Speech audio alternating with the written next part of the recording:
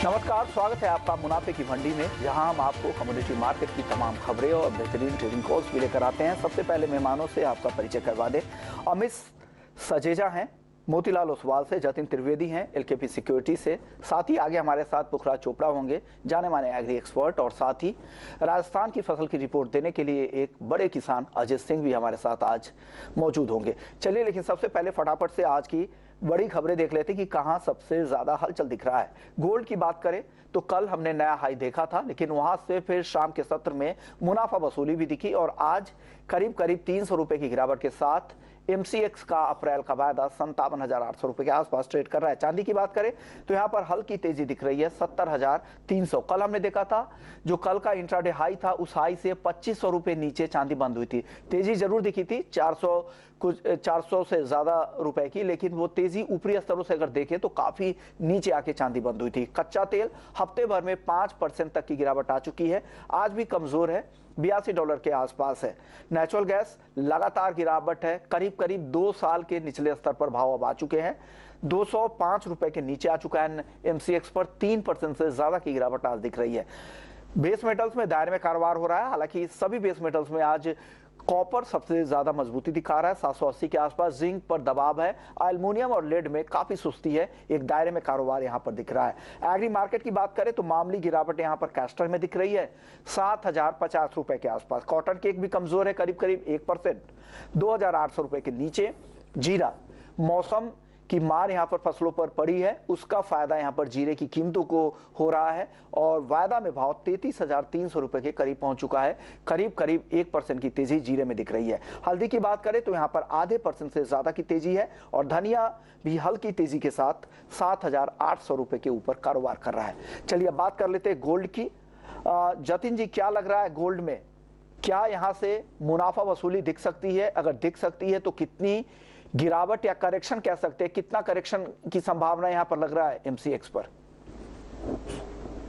Good morning Yasho ji. Good morning. देखिए, कल जो जॉबलेस डेटा आए थे शाम को, उसके चलते हुए गोल्ड और सिल्वर के अंदर करेक्शन देखने मिली है। डॉलर इंडेक्स को स्ट्रेंथ मिला क्योंकि जॉबलेस के डेटा जो है वो अनुमान से कम आए हैं और साथ ही साथ में जो ये डेटा है ये हिंट करेंगे फेडरल रिजर्व को कि कहीं ना कहीं जॉब मार्केट जो अभी भी स्टेबल है, अच्छा बना हुआ है।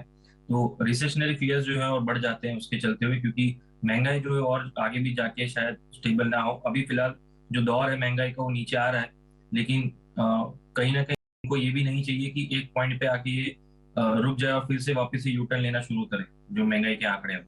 सो ये थोड़ा वेट एंड वॉच सिचुएशन रहेगा डेटा स्पेसिफिकली। लेकिन प्राइस स्पेसिफिक अगर देखने जाएंगे तो मार्केट ने डेफिनेटली सिर्फ रुझान जो है वो ये बचा के रखा था कि 25 बेसिस पॉइंट की हाइक जो है वो डेफिनेटली थी। लेकिन साथ में ये जो आगे जो आंकड़े आने वाले हैं ये कहीं ना कहीं अगर हिंट करते रहेंगे कि महंगाई जो है वो शायद से रुक जाएगी और ज्यादा नीचे नहीं गिरेगी, तो भी एक नेगेटिव एस्पेक्ट बन जाएगा गोल्ड और सिल्वर के लिए। तो मैं ये मान के चल रहा हूँ कि एक टेम्पररी जो रेंज है अभी थोड़ी हाई एंड पे बनी रहेगी, अराउंड 57,000 लोअर एंड पर और 58,500 ऑन द हायर एंड पर। सो ये 1,500 पॉइंट की जो रेंज है इसके अंदर देखने मिल सकता है गोल्ड जो है वो कल की मुनाफा वसूली के बाद। अब अभी हाल फिलहाल जो ट्रेडर्स को ये करना है, आज शाम को जो नॉन फार्म पेरोल्स के डेटा आएंगे उसके पहले बाइंग साइड की ट्रेड्स जो इनिशिएट कर सकते हैं, क्योंकि थोड़ी बहुत शॉर्ट कवरिंग रैलीज आएंगी। जो कल शॉर्ट्स इनिशिएट हुए थे और वहां पर थोड़ी बहुत मुनाफा वसूली होगी। साथ ही साथ में मॉर्निंग सेशन में थोड़ी सी नेगेटिविटी अभी कम है मार्केट के अंदर, क्योंकि रुपया जो है वो भी गिरा हुआ है, तो उसका भी सपोर्ट मिल रहा है गोल्ड को एमसीएक्स पर। सो हायर लेवल्स पे या तो सेलिंग की रुझान रखें, जो जो ट्रेडर्स सेलिंग की तरफ ज्यादा प्रेफर करते हैं, और जो ट्रेडर्स बायर्स नहीं है और उनको दोनों साइड की ट्रेड करने के लिए रेडी है, तो मैं ये कहूंगा कि यहाँ पर बाइंग की रुझान रखें। 200-300 पॉइंट की बाउंस बैक आती है ऊपर में, 87,000, 58,100, 50,150 वहां तक के लेवल्स के टारगेट के हिसाब से बाइंग करके चले, फिर वहां पे प्रॉफिट बुक कर ले, क्योंकि नॉन फार्म पेरोल्स के डेटा के पहले मैं यही बोलूंगा कि पोजीशन जो है उस पर अप करनी है। जी ओके, विश्व। ओके, तो ये व्यू बुलियन मार्केट पे जतिन का। अब क्रूड की बात कर लेते हैं। जतिन जी, क्रूड में क्या हो रहा है? 5% अब नीचे आ चुका है भाव, जिस तरह से इंटरनेशनल सिनेरियो बन रहा है, स्लो डाउन की स्थिति दिख रही है, ऐसे में क्या लग रहा है कच्चा तेल भी टूटेगा? क्योंकि नेचुरल गैस के दाम तो देख ही रहे हैं, काफी गिर चुके हैं, 2 साल के निचले स्तर पर है। क्रूड और एनजी दोनों पर ही अपना व्यू बताइए और ट्रेडर्स के लिए क्या सलाह है, और कोई ऑप्शंस में भी कोई ट्रेड है तो ये भी बता दीजिए। विश्व मोहन जी, इनफैक्ट क्रूड की चाल जो है वो देखने जाएंगे तो थोड़ी सी नेगेटिविटी की तरफ ज्यादा है, और एनजी तो बहुत ही स्ट्रांगली नेगेटिव है। क्रूड की पहले बात कर लूंगा। क्रूड जो है वो मुझे लग रहा है कि जो ट्रेंड है वो फिलहाल और कंटिन्यूड रहना चाहिए। सेल ऑन राइज का मार्केट बना हुआ है क्रूड के अंदर। जिस तरह से रिसेशनरी फियर्स जो है वो अभी भी हाईलाइटेड है, पूरी तरह से बाहर नहीं हो जाएंगे जब तक इन्फ्लेशन जो है वो पूरी तरह से कंट्रोल में नहीं आता।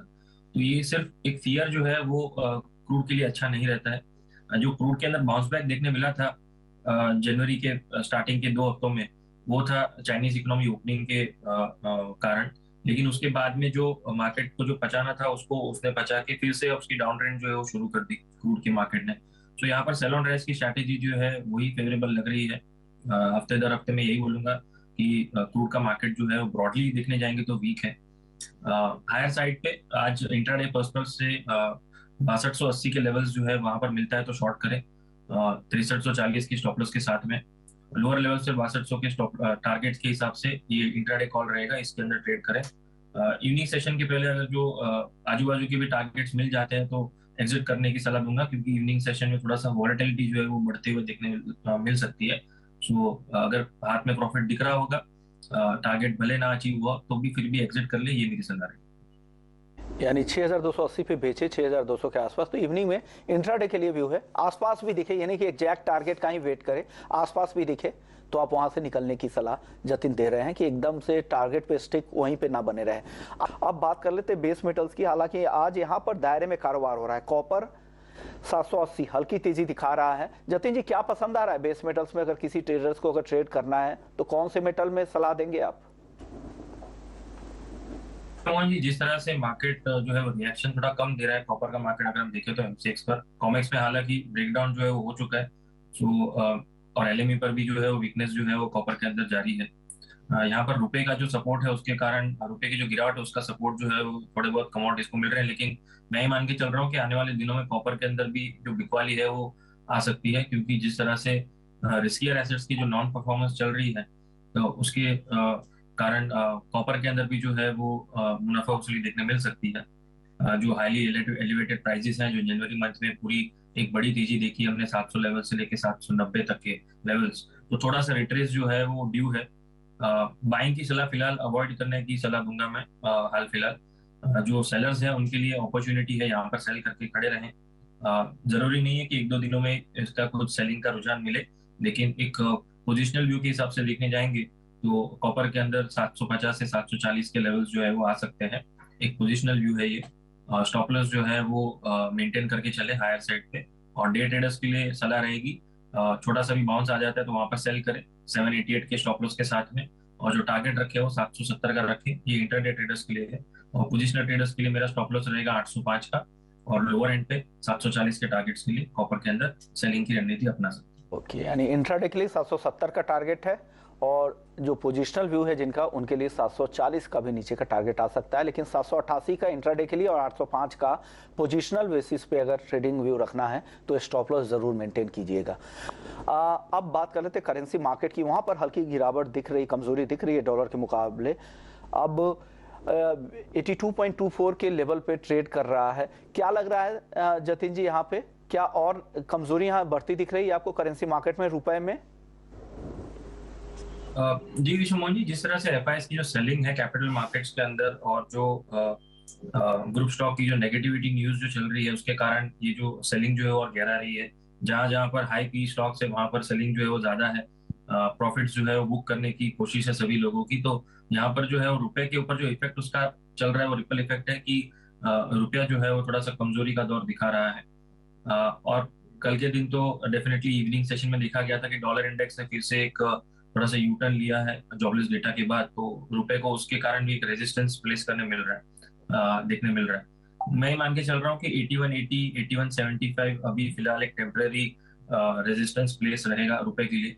और जो सपोर्ट रहेगा वो कहीं ना कहीं 8250 से लेके 8265 के आसपास है। तो वहां तक पहले जरूर ये जो चाल है वो चलनी चाहिए 8265 8275 तक।